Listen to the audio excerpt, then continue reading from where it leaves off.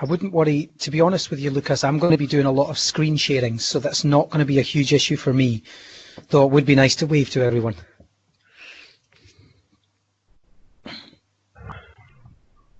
So guys, turn on your cameras and we can start. Oh, I see you.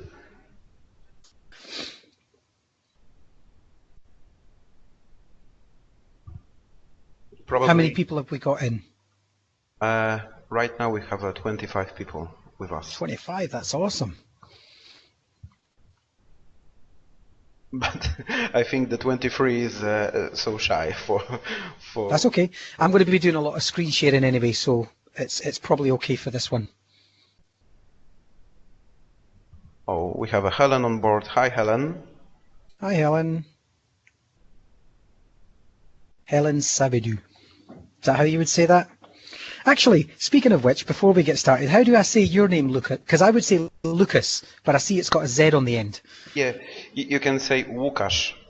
Łukasz. Okay, that's good. Great. I will do that from now on. You're pretty good in Polish for right now. Well, nice. Yeah.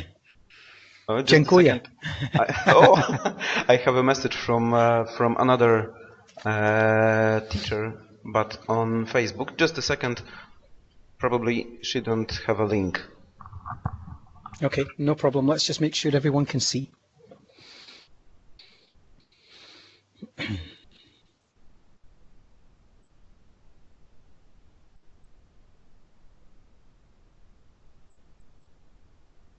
Hello, Sebastian.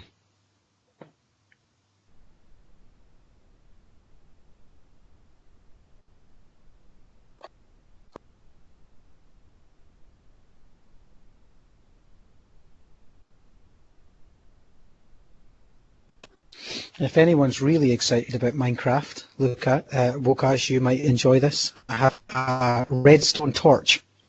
Oh. Cartoon model or? A giant one. Paper model, yeah? Just wood. Yeah, just wood. And then just it's just slotted, so it's just. And then all we did was we made it out of wood and then covered it in the sticky. We printed off the sticky stuff. Yeah, it looks amazing. Yeah. Okay, in Poland, in my school, my principal with some students arranged some Minecraft academy for other schools in my city. Mm-hmm. So they started for 1 week ago, and that's amazing. Yeah, they have a tour on school. And what city is that, Łukasz? My city is Radom. It's 100 kilometers to south from Warsaw. Okay.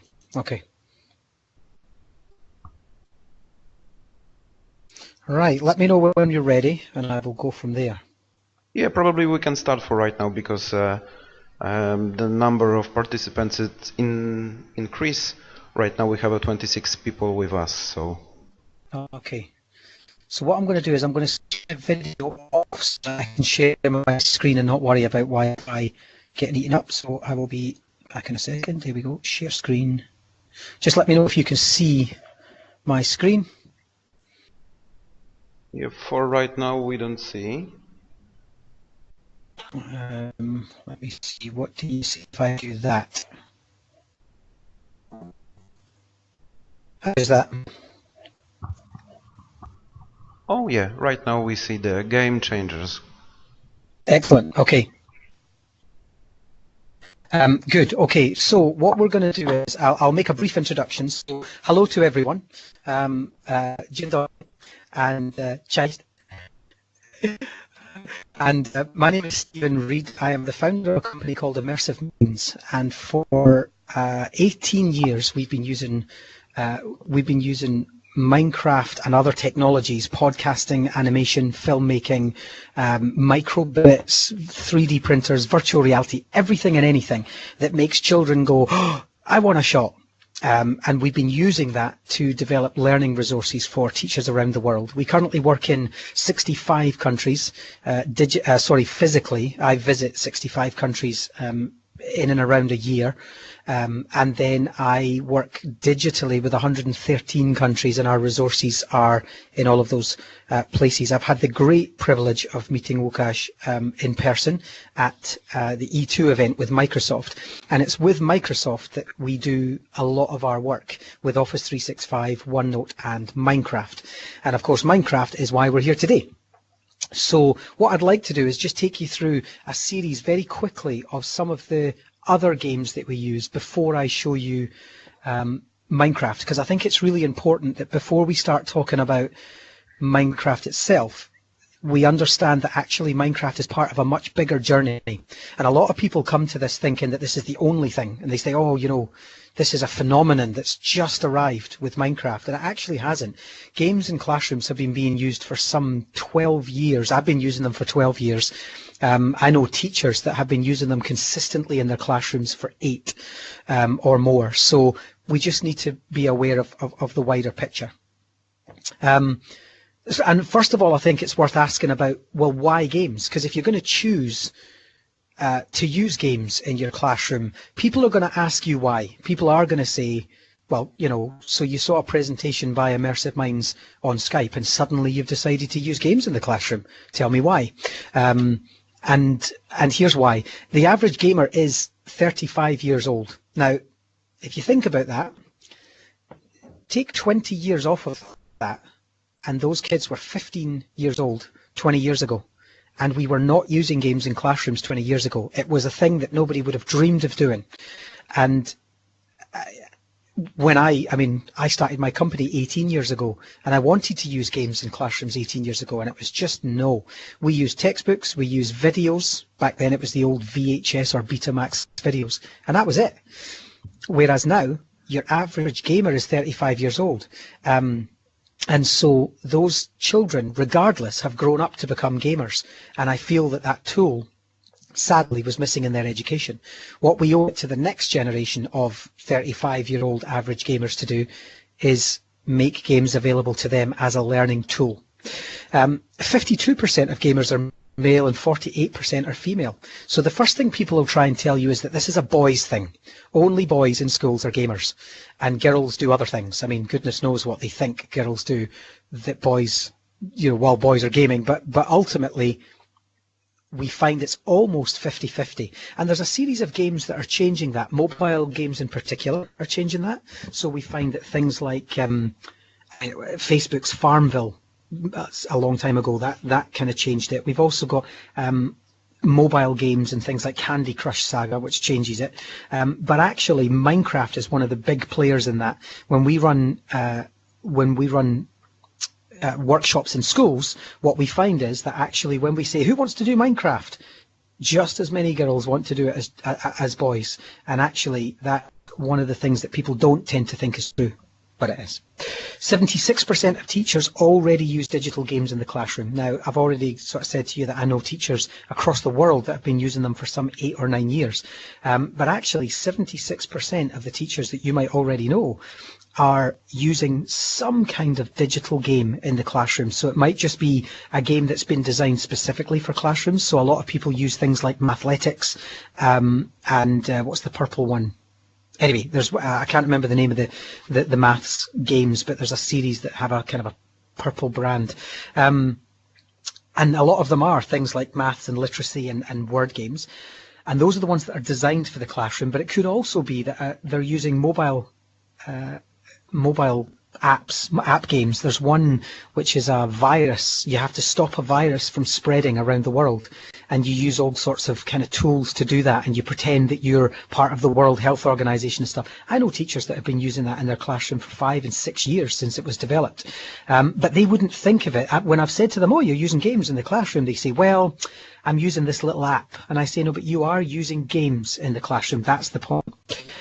Because let's face it, we have this idea in school that we play at playtime and we learn all the other times.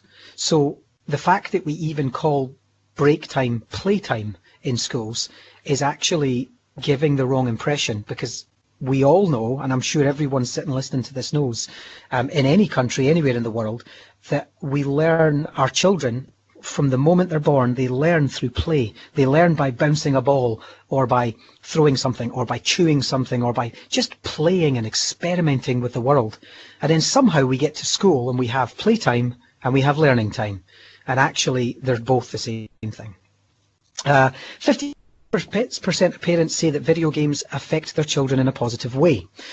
This is another thing. If you decide you want to use games going forward, this is something that a lot of people tell me, oh, the parents won't agree. I'll put this in my classroom and the parents will have something to say about this.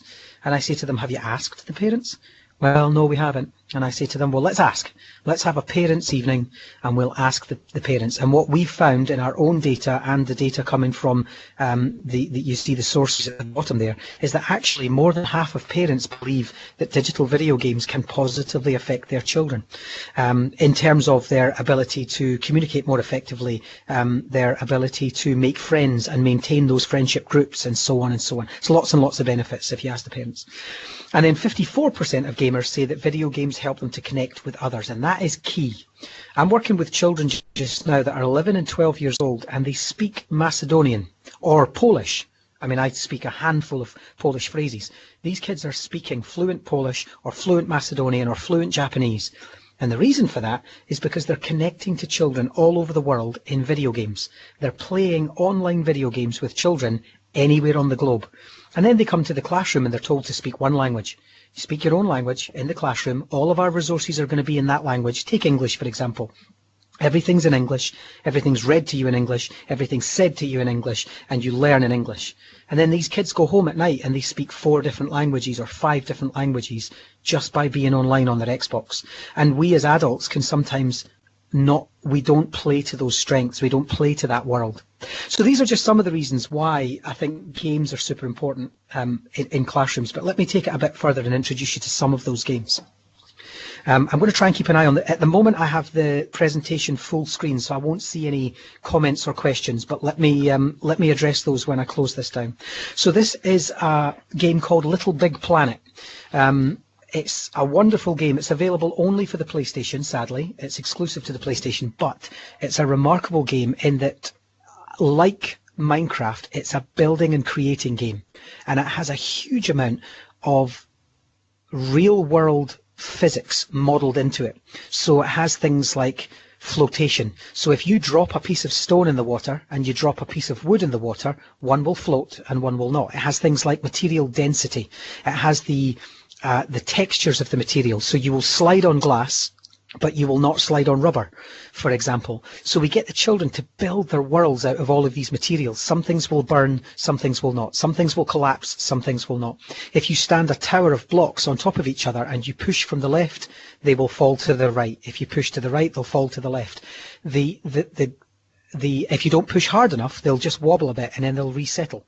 So the children are able to play with this wonderful, colourful, beautiful looking world of physics, and in using the controller on the PlayStation, which of course is a control mechanism, it's a language that they're already familiar with, they're able to build these worlds.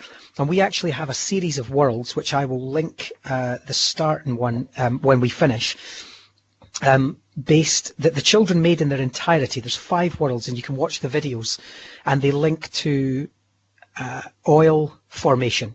So we started to look at fossil fuels, and we got this children to tell the 400 million year story of how fossil fuel is formed and eventually turned into electricity. So when you turn a light bulb on in your house, we get light. And that was done entirely using Little Big Planet. It's a very, very rich and easy to use tool. This is a game called From Dust. I will put a list of the games up at the end, and I'll let you take a screenshot or something of those. This is a game called From Dust. If you're interested at all in teaching children about geographical forces, this is the one to do. This is the one to play. So basically, you control those little people that you see on screen there, and you can see in this particular case they've come up to a river and they can't get across the river. So they ask you, they say to you, I can't get across this river, help, help, help. And what I've done is, you can see there the big ball of dust in the middle. I've picked up sand and I'm going to dump it in the river. And what I can do is I can manipulate the world like I am some kind of giant, and I can lift rocks, and I can stop the ocean from coming this way and so on. So if I fill that river I create a small bridge. The people cross the bridge, they get to their little totem and they say thanks. But what we find is that there's always a consequence. There's a geographical consequence, an environmental one to everything. So if I block that river, somewhere further down, the force of that tide gets carried and floods somewhere else. So you're constantly battling against cause and effect with the environment, and you can do everything from tectonic plate movement, volcanoes, tidal waves, earthquakes, floodwaters, everything. So you want to start just getting children to play with geography. This is the game for you. This next one is called Kerbal Space Program. Kerbal Space Program is largely recognized as one of the most accurate simulators, space simulators of all time. It's not actually about space, however. It's about the engineering and the mechanics of and the mathematics of getting a rocket off of the ground. So you build that rocket that you've just seen there with the control habitation and the crew return vehicle, and every single aspect of that, every button, every screw, every plate of metal, everything was built by the children. And they build it, and they understand it, and they measure it. They make completely accurate measurements. And then when they're finished, they then fuel it and they take off. And if they're lucky, they get it into space. And if they get it into space, they can then orbit space, and so on and so on. Then they have to land it again. I personally have never managed to get anything off the ground, ever.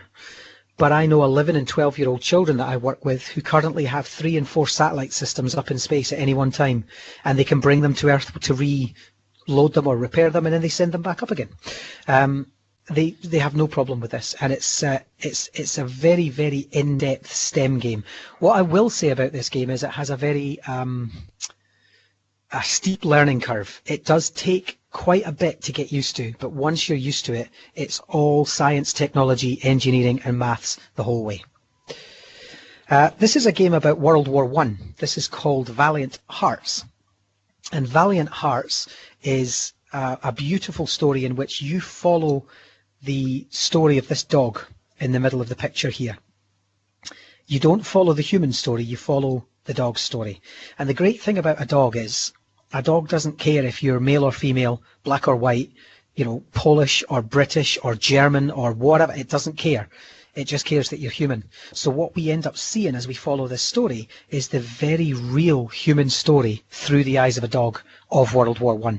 And it's harrowing, and it's gritty, and it's remarkable storytelling. And if you want to introduce your children to either World War I or World War II, this is a great, great way to do it, through beautiful storytelling like this. And it's a relatively short game as well. It's done in nice chapters. And it involves the French, the Germans, I think the Swiss are in it, the Brits are in it, and you can follow the really nice story. This one is Elegy for a Dead World. And this is a really nice game in which children go into space, and really they don't really do any of that. All they do is they land on planets that look like this. They're basically 2D drawings of planets, and then they side scroll left and right and they explore these planets, and then what they're encouraged to do is write poetry about the planets that they've landed on. All of the worlds are dead, the civilizations are gone, and the children have to write poetry about what they've seen, and they can do that directly into the game. So if you're a literacy teacher and you're really struggling to teach poetry as part of that, because I mean when I was in school poetry just wasn't my thing, I would have loved this. I really would have. I think I might have enjoyed poetry more if I'd done this. So I think that's important. This is a game called Riven. It's part of the Myst series, and again, similar to Elegy for a Dead World, it's much more visually stunning. You can see there some of the graphics at the top. You've landed on a series of 5 islands, and the civilization that lived there, called the Dani, have mysteriously disappeared. And your job is to detect why they've disappeared. You look for clues, and you follow a narrative to see why they've disappeared. What I use this game for, however, as well as generally just problem solving, is at the bottom you'll see the alphabet, one of their puzzle systems in the colour, and then their numbering system on the right. So if you take the numbering system, for example, the first digit is 0. And if we move left to right, we go 0, 1, 2, 3, 4, and then we go to the second line, 5, 6, 7, 8, 9. But if you take 1, which is the second symbol on the top row, and you take 5, which is the first symbol on the second row, and you add them together. 1 add 5 gives you 6, and you can see the symbol of 6, which is second on the second row. And so what we've ended up here with is a code-based numbering system. Now, that matters because I say to children in my classrooms, today we're going to do the 3 times table. And they go, oh, I don't want to do the 3 times table. And I say to them, but we're going to do it in Denis. And we're going to get big sheets of paper and we're going to paint Denis symbols for our times tables. And they go, yes! And they run away and they grab paper and pens and they do their maths. And they love it. And the same with the writing system on the left-hand side. They say to me, I say to them, come on, we're going to do spelling today. And I don't want to do spelling. And I say, come on, we're going to do it in Denis though. Yes, yes. And they go away and they write down all of their words that I've asked them to spell in Denis. I'll skip that one for the moment. This one's really nice. This one's called Age of Empires. And it's a beautiful game that allows you to build historical settings. So in this case, we've got a field, and I've made every lump and bump, every tree. I placed every character, every horse, and every bison. It was up to me to place that. Huge maps. And I can make every divot. I can carve rivers. I can do whatever I want. And then I have this big asset bank of horses and birds and grasses and trees and all sorts of things, structures. And then the game allows me to place those anywhere I like. And then when I'm ready, I press play and it all comes to life. The bison wander, the smoke rises from the fire, the trees blow in the wind, and the horses whinny and so on. And I can control all of the elements in there. Now what that's really nice for, as well as being a lovely tool, is if I can say to the children, okay, we're going to study the Oregon Trail of the 1800s, 1856, or whenever the Oregon Trail took place. What I'm going to do is I'm going to give you Age of Empires. I'm going to give you 1 hour and you're going to build the Oregon Trail based on what you've learned. And they go away and they pick the right characters, the right environment, they pick the right scenario, they create a narrative, they create their own story about the California gold rush or whatever. Now, this is Age of Empires 3, in which the children can do the Americas. So they do kind of the new worlds, and they do the Aztecs, the Incas, the Native American Indians, the Western expansion of America, and so on. But actually, if you get Age of Empires 2, you can do ancient Scotland, you can do medieval Europe, you can do Africa, North Africa, you can do the Middle East. There's loads and loads of things you can do. So, and I use this as a history assessment tool. Show me what you've learned. Make it real. Bring it to life.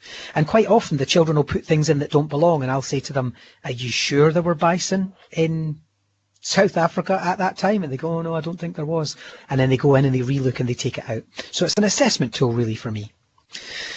This is a lovely game for primary school teachers who want to teach dinosaurs. A lot of teachers say to me, well, I'm doing dinosaurs as a unit this year, and it's really difficult to teach with interactives because a lot of the interactives are just really dull. In this one, the children not only do they get to keep journals, and I get them to keep real journals. I give them little books, and they keep journals about the T-Rex and the Diplodocus and all that kind of stuff. But then you play the game and you actually physically live on an island with dinosaurs. Now, it's got a slightly more mature rating, but I still use it in primary schools, and the parents and the teachers love it. They don't mind because the children thrive on it. This is us trying to catch a T-Rex, but you can catch or just watch all kinds. There's all of the insects from that era. There's all of the birds from that era. All of the great lizards from that era, and the children just live on the island and they watch them. We actually go out and we pretend that it's like we pretend that we're rangers, game rangers, and we go out and we keep journals of the things that we see. And they have adventures, and sometimes they get caught by a dinosaur, and that's all a bit exciting. But largely, it's a really nice way of teaching them. This game is called Portal. And Portal is a physics game, Portal 2, where you have a gun, a kind of a strange arm gun. Ignore the robots for a second, because they're story pieces. And with that gun, you can blast an orange hole and a blue hole. And if you go in the orange one, you come out the blue one. And if you go in the blue one, you come out the orange one. So it's a game of physics, because then what you can start to do is manipulate space. So if I put an orange portal on the roof and a blue portal on the floor, and then I step into the blue one, I'll fall forever, because I'll just keep coming out the orange one and into the blue one. And then what I get the kids to do is I get them to design puzzles throughout the game to solve. So if you have an odd shaped room, how would you use portals to get to them? If we're in our actual classroom, how would we use a portal to get to the toilet, for example, and so on. And then the children start to think about the angles of the walls, 45-degree angles, and they start to think about 360 spaces and so on. So it's a physics game, really, maths and physics, and it's lovely. This is a similar one. This is called Besiege, and in Besiege, you have to knock down little castles. It's very minimalistic. You can't really stray too far. But down here on the bottom right corner, you'll see a little siege engine. Every piece of that siege engine has been built by the kids. And what they have to then do is they have to work out how to make a siege engine to attack the castle. The problem is certain materials weigh more. Certain materials have different qualities. So some are stronger than others. If something's not on wheels, it has no recoil, and then it'll just break when you fire something from it. And you get cannons, and you get flight mechanisms, and you can make mini helicopters, and it's basically another science, STEM, fun kind of game. And it helps children understand things like pulleys and levers and buttons and all kinds of kind of engineering principles. Almost at the end of this game list is Universe Sandbox. This really is a space simulator. In this game, you can literally manage space. You can take the existing solar system and you can make things smaller or larger or move faster, or you can rotate them faster. You can make them more or less dense and so on. And it really shows children what a difference it makes. If you were to make the moon slightly smaller, what impact would that have on Earth? If you were to make the sun 0.1% bigger, what would that do to our solar system, and so on. And then you can either speed up or slow down time, and you can see what happens. It gives you it's basically an experiment with space. What if Pluto didn't exist? What if the sun was larger, and so on. And it also teaches you about all of the planets. So you can see on the right hand side there, if it's clear enough, the name, the mass, the radius, the density, the age, the surface temperature. You can teach children about space, every planet that's been recorded, not just our solar system, but way beyond, nebulas and all sorts. I'm going to skip Journey and Papua New Guinea because those are slightly different games for they're very, very specific. And then the next thing I want to talk to you about is Minecraft. Minecraft can be used for everything, and I mean literally. I've used Minecraft for numeracy, coding, study skills, patience, teaching, budgeting, alcohol awareness, democracy, problem solving, everything. It's all in there.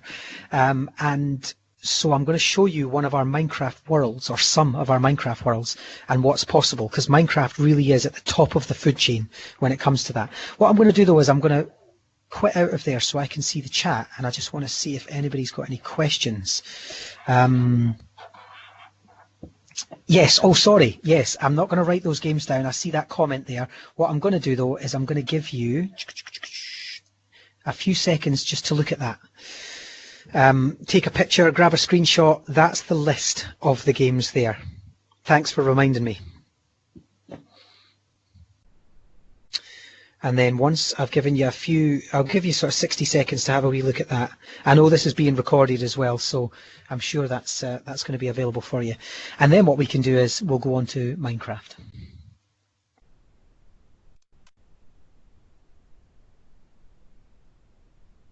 And then I'll show you probably 20 odd minutes of Minecraft, and then we can actually do like a chat, question and answer chat at the end, if that's okay with you. I've got until 1, so yeah, we're good, we can do that. Okay, let's move on.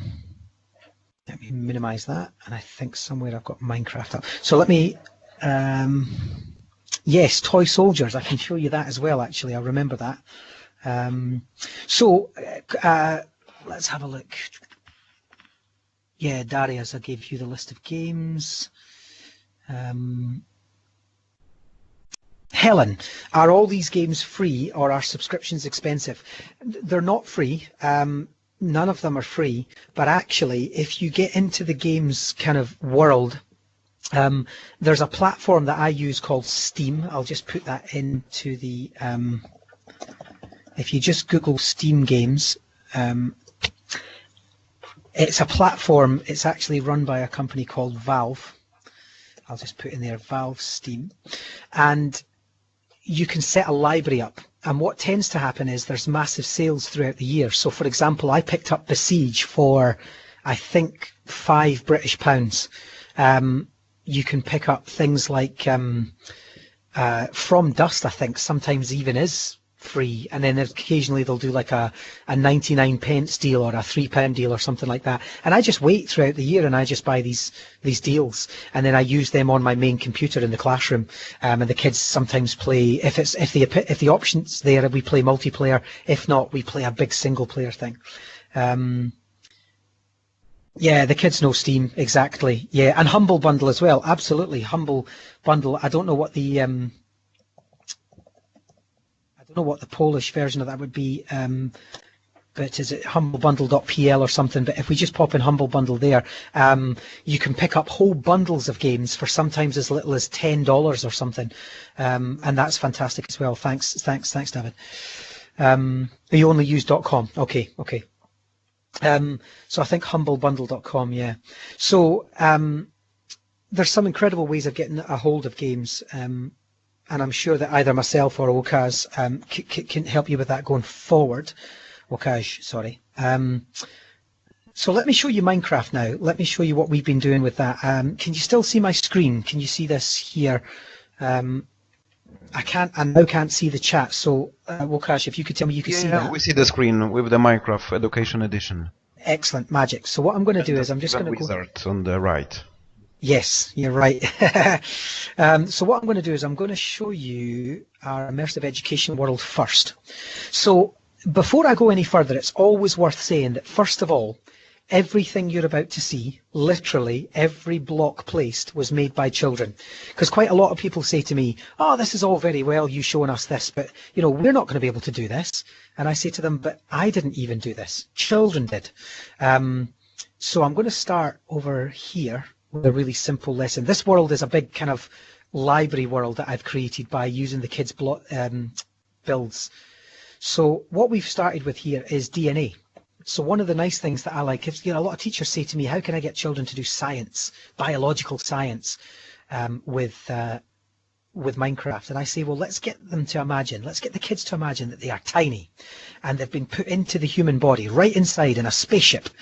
And like one of those movies in the 1980s, I think it was called Inner Space, and they've been put inside the human body. And what I now want them to do is to build for me DNA or white blood cells, red blood cells, cancers, cures, viruses, everything, platelets, proteins, ribosomes. Get them to build whatever they want.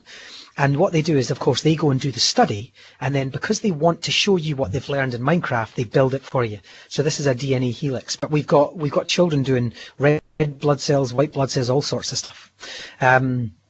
Over here we have QR codes. Now this works. It's a cheap trick. It will take you to my website, but ultimately it could take you anywhere. That's the thing. And all we did with this was we got the children to create their own websites where they put all of their own learning on World War I. And then once they'd uploaded all of their pictures and their data, their literacy and all the stuff that they studied for World War I, they uploaded it onto this site. They then took their site, and it was a free website developer like Wix.com or something. It was something the kids could do quite easily. They took their URL, they made it into a QR code using a free online QR code maker. They then printed it off on paper, and then they did grid referencing. So down this side we have our X, and along the bottom we have our Y, and then every single piece of black wool, and that's all that is a piece of black wool there. You can see it's one square of black wool, is a plot point. And then I got the children on paper to create the QR code by plotting the QR code, and they loved it. They absolutely loved this. And I told them that actually what they were doing there in the UK was Key Stage 2 Level 3 mathematics, grid referencing. It's one of the things we teach at that age, and this was how they did it. And then they took the map that they'd made on paper, they plotted it into Minecraft, and then every time I went to mark their work, I just had to scan that with my phone, and I could see all of my children's work. I could see it all on one page on my mobile phone. Where are we? Let's go to here. So this building here, this is a real building that exists in Scotland. It's called Pennycook House, and it was built in 1899. No, sorry, it was built in the 1600s, and in 1899 it went on fire. During the Victorian era, it was set on fire, and it was a ruin. It's still a ruin today. But what we wanted to know was, we wanted to teach this as part of our history, teaching local history. So what we wanted to know was, how did the fire start? So here's what we did. We took the children to the site as a part of a school trip, and we got them to measure, paint, sketch, photograph and video the entire building. I didn't care how they did it, as long as they could record the building. And they measured it accurately. They measured every meter, every window, every door, everything. And then we came back with all of our measurements and our pictures and our videos, and we built it in Minecraft. So the kids literally, using their drawings and their data, they built this building. And this was the ruin. This is exactly what it looks like in real life. So this thing up here still technically half standing. This thing over here. This is the fireplaces. So that's one of the fireplaces, and there would have been a floor roughly here. But it's gone now, of course, because of the fire. And they built the entire building 1-to-1 scale. Then, when they were finished building the building, we then got them to finish the building according to plans, so that we could see what it did look like in the 1800s, just before the fire, the night before the fire. And then, once they'd finished it, and they made the floors out of wood, so you can see here I'm building with wood, and I'm going to put a floor in there. Just imagine this was the floor that one of the kids built. And then if I go and get myself a flint, what we could then do when we were ready was we could set fire to the building, and that will spread. That fire will spread, and it will burn anything that it's allowed to burn. So you can see that it's now spread, and it's spread there. And by the time we're finished, anything that's burnable will burn, and anything that's not will not. And so what we're left with is the ruin. So the children could experience that very night of 1899. We could relive history. And the children tried everything. They set the fire in the bedroom, and they blamed one of the candles. They set the fire in the servants' quarters, and they blamed the servants for dropping a night light. There was all sorts of things they did. They thought it was the kitchen cooks at one point. And what we basically became was history detectives. You'll see the woods disappearing now, and it will disappear entirely eventually. I'll just leave that burning. So what we're able to do is not only read about history, but we're able to be and watch and witness history with our children. Over here is farms. So how do we get food? Where do chickens come from? How do we grow wheat? And here's a mathematics thing for your children. Ignore the animals. We've got African animals in here because of another project we're doing. But over here, if I said to you that's 1 square. Now, if every child in your class per day needs 1 square of wheat, also needs another square for a pumpkin, and also needs one, let me just get some water. Let me get this here. There we go. So if every child needs 2 pieces of land plus 1 piece for water, and we also need 1 cow and 1 chicken per child per week, how much food do we need to grow just for your class? And I ask my kids that. I say to my kids, come on then, and what if we say that it wasn't just your class but your school, or not just your school but your town, or not just your town but your city? In fact, what about Poland? How do we feed Poland? And suddenly children are starting to think about just how many carrots they need to grow. Now they know that they get 5 carrots from 1 piece of land, but that's still maths. So 5 times X equals, and so on. So we get them to do food plus maths to work that out. We get them to do things like maths with this as well. This is really easy. I get them to they get to design cars, but what I really do is I just get them to say, right, let's get a glowstone. Glowstone's really easy to use, so glowstone just looks like this and it just lights up. Now, if someone parks a car in the parking space, they need to put a glowstone. So I start by filling up some of them with glowstone and some of them not. And then I say to the kids, right, right, we know that we have 107 cars in this car park. And in the morning, 12 leave, and then 1 hour later, 4 come back in. How many do we have? And we just keep doing that, and we keep doing it. And then we do percentages. What if 10% of the cars in here left during the day, but 12% came back? How many would we be left with? And before you know it, we're just playing with car parks, but the kids love it. The kids think this is great because it's Minecraft. Over here we have things like museums. Curate your own museum. What is important about a museum? What is historically... Now, at the moment, we just have actual Minecraft blocks in here. But in the past, we've had children do real monuments that are in their local town, or they've done real pieces of artwork that are sacred and artwork. They've built artifacts, Egyptian artifacts and stuff, and then they've curated them in their own museum. And then they make the signs for them, and they do all the study for them. And then teachers visit. So I would encourage you as teachers to be involved. Come in and visit and say, oh, I'm visiting your museum, what's this? And then read what the children have put in there and get involved with them. Oh, I didn't know that the Egyptians did that, for example, and see how that goes. Over here we have buildings that are run. Now, Minecraft has electricity. Let me show you how that works if you're not familiar. Minecraft has a thing called redstone. And with redstone, I'm just going to go for a lever. So we've got our input, our process, and then I'm going to put a lamp in. So if I have my input, which is my lever, and my output, which is my lamp, if I pull the lever, nothing happens unless I wire it properly. And then my light goes on. Now that's fine because at the moment it works without, I mean, there's no power, there's nowhere to generate the power. But I say to the children, what if there was? What if we couldn't just place redstone and assume we had electricity? What if we had to get it from wind farms? Or what if we had to get it from, over here we have a hydroelectric power dam? Or what if we needed coal or oil? And suddenly we have children thinking about the generation of electricity. And I say to them, you can only get electricity if you have 5 blocks of coal in one place. So then they go away and they get coal and they burn it.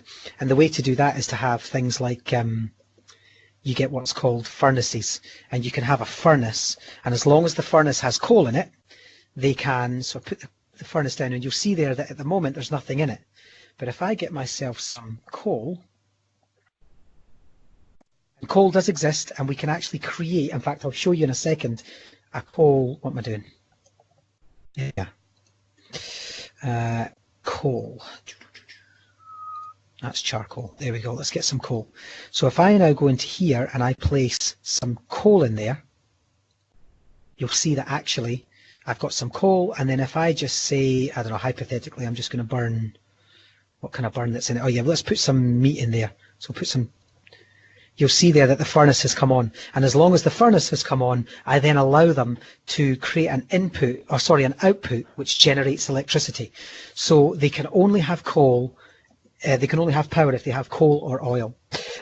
This is a project looking at homelessness and refugees. There's a refugee crisis in Europe. Are we talking to our children about it? Probably not. You might be in Poland, but I know in the UK we're not. So how do we house them? Where do we put them? What about their human rights? What rights do humans have to space and privacy? What is space and privacy? And so on. 4 walls, ceiling, and bathroom amenities. That's the basics, I imagine. And so what the kids did was they then designed a way of giving people places to live that are small and cheap, but also and affordable, but also fit within the city's aesthetics. And that was an engineering thing. So if we use shipping containers to put people in temporary accommodation, can they fit on top of each other? And then one of our children said, actually, if we're going to put the refugees there, we need to put them beside a police station. And I said, why? And they said, well, they're refugees. And I said, what does that mean? Well, refugees cause crime. I said, oh, now wait a minute. We have to have a think about this. So then suddenly we're talking to children about real world problems and things that they think are true because that's what the news tell us. And believe it or not, primary school children respond hugely well to this. Construction. Here's another one. If I said to you, every time you build with oak wood planks, it's going to cost $5. You convert that to Polish, of course. If you build with stone, which is, well, there we are. If you build with chiseled quartz, it's going to cost you $12 a block. If you build with grey wool, it's going to cost you $4 a block. And here's what I want. I want a building that looks like this and houses 7 offices. It has to have bathrooms on every floor, and it has to have a stairwell and fire exits. Suddenly the children are doing math. Suddenly the children are saying, well, if we make it out of this and it's 7 stories high, that's 7 times 5 times $5.50 equals, and I give them a spreadsheet and I get them to budget. I get them to keep a construction budget. They also have to hire their equipment. They have to make sure that their staff. So I say to them, for every 12 blocks, you need 2 members of staff plus a foreman. Those foremen are going to cost you X, and each builder is going to cost you Y. How much is that? So we're getting the kids to always think about mathematics. This is vertical forestry. How do we keep forests from dying out just because we're building cities? So we look at places like Singapore and we look at vertical forestry. Before I show you the history area, because I know we're getting on for time. Yep, we're almost there. I've got 5 more minutes before we take some questions. There's our coal place over there. Nice coal mine. We've got working lighthouses. We've got Morse code areas. There's our coal factory, which actually has a coal seam underneath, and the kids can be miners. This is religious and moral education. How do we have Muslim children working with Christian children, working with Hindu children? Well, we get them to build the opposite buildings. So we get the Christians to build mosques, we get the Muslim children to build Hindu shrines, and we get the Hindi children to build Christian places. This has been remarkably successful everywhere in the world.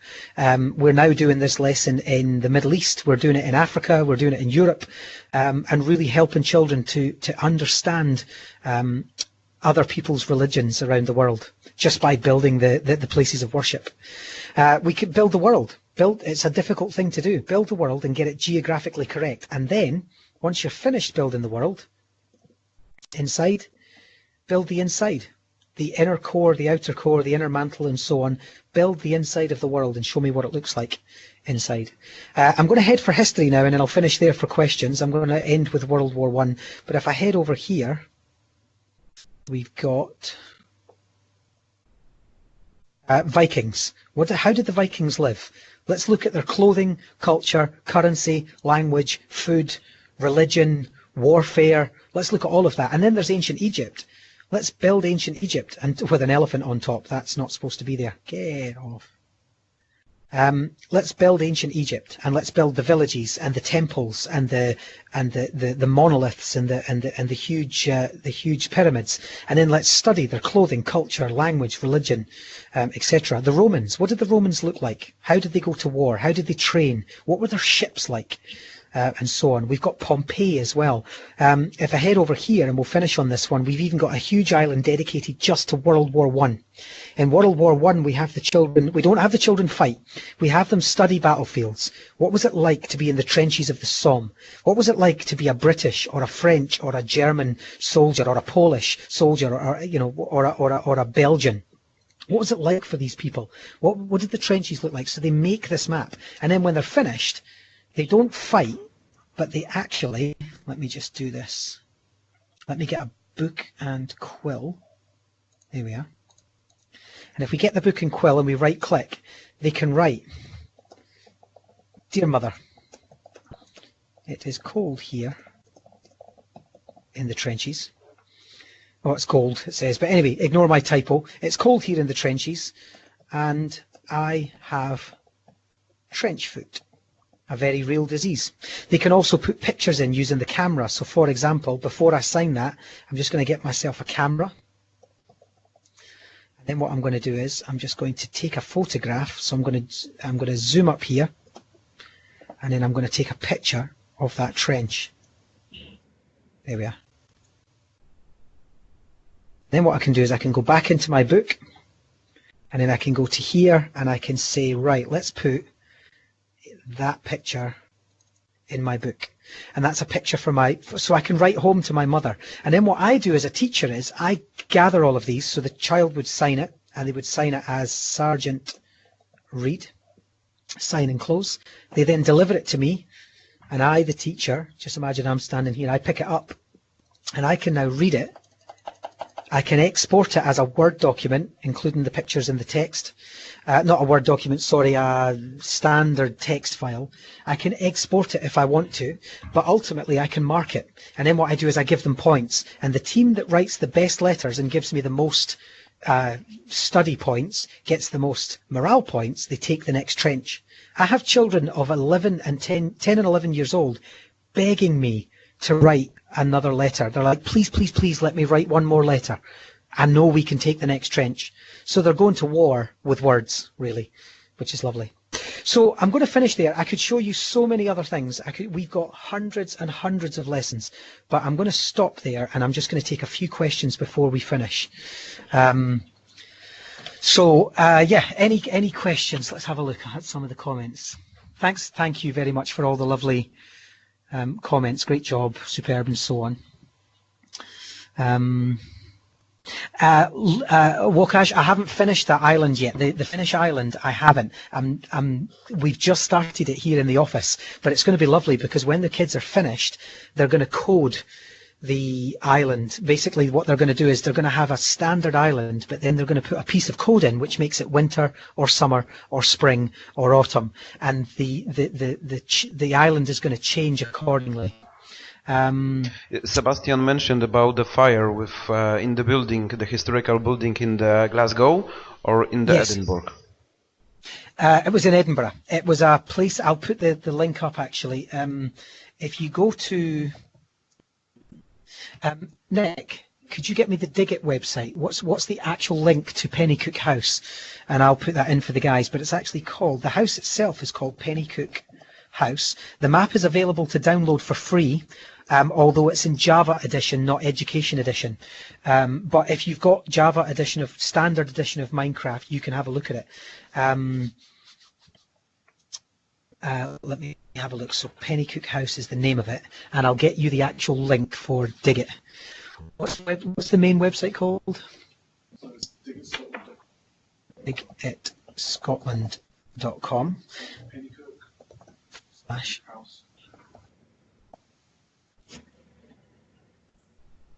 Crafting -the-past. But you can find, if you just go to digit.scotland.com, but that link there should give you what we've been looking at. digitscotland.com /pennycook/house crafting the past. Yeah. So Stephen, we're just learning. Just wanted to ask how to move from one world to another. Okay, Monica, that's actually quite tricky. We do that as a company. In Education Edition at the moment, it's not possible. In Education Edition, you can't do it. So what we end up having to do is we have to take our Education Edition worlds and we convert them to Java, and then we use a third-party software called MC Edit to take what we want out, put it into another Java world, and then we take the Java world and we convert it back to Education Edition. I am working with Microsoft at the moment directly on making that easier, but at the moment it's not. At the moment, that is it. So, however, if you did have some stuff that you wanted done and we could work with you on it. I mean, it's something we can do because we do it in the office, but I would only do it if you really want to move one thing from the other. Sebastian asks, how long was the map built? That map is 6 years old, but each lesson was built in a completely different place. So some of those lessons were African, some of those lessons are Macedonian, some of them are Japanese, and they were all made by children. So that's the culmination of 6 years of Minecraft on that particular map. Some lessons are, Darius, my favorite lesson was probably the World War I lesson. And actually, if you want to look at the World War I lesson, let me just see if I can, I'm going to minimize that. Ignore the mess of my desktop. Look at that. It's terrible. Let me see if I can show you something. Oh, Megan waxwork unveiled, complete with replica of engagement ring. Who cares? I come from Scotland. I'm sorry if it upsets anyone. We don't care. Let me see if I can go to Sketchfab. So if we go to sketchfab.com, Sketchfab's a great little a little free website that you can upload your Minecraft builds to. People put all sorts of builds up there. But if we go to sketchfab.com and then we search for Immersive Minds, let me do a quick search for that.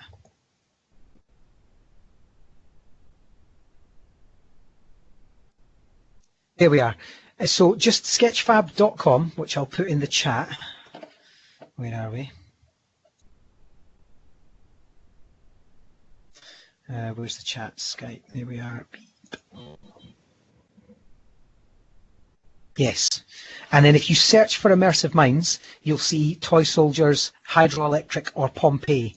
And if we click on the Toy Soldiers one, this is if you don't have Minecraft and or somebody said to you, I want you to showcase this lesson for me, feel free to use this 3D model.